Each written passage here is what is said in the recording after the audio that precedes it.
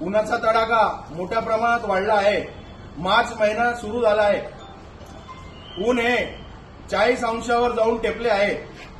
आम्ही युवा सेना काही शाळा व महाविद्यालयांमध्ये गेलो असता तिथे विद्यार्थ्यांना पाण्याची गरज भासत असते, कारण ऊन खूप मोठ्या प्रमाणात वाढले आहे, तर विद्यार्थ्यांना पाण्याची नितांत गरज आहे।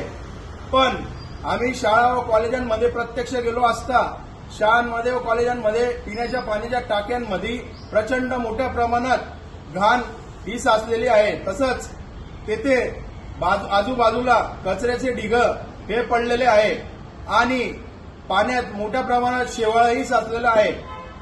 तरी आम्ही आज रोजी शिक्षण अधिकारी मनीष पवार साहेब यांना निवेदन देऊन सांगितले आहे की आपण येत्या 2 ते 3 दिवसात या पाण्याच्या टाक्या स्वच्छ करून येथे आरओ प्युरिफायर लावावे आणि मुलांना येत्या पुढच्या महिन्यातील मुलांच्या परीक्षा आहे आणि उन्हाचा तडाखा हा पुन्हा पुढच्या महिन्यात वाढणार आहे, तर आपण आधीच या सर्व गोष्टी म्हणजे पाण्याच्या टाक्या स्वच्छ साफसफाई करून येत्या 2 दिवसात आपण हे सर्व काम करून घेणे।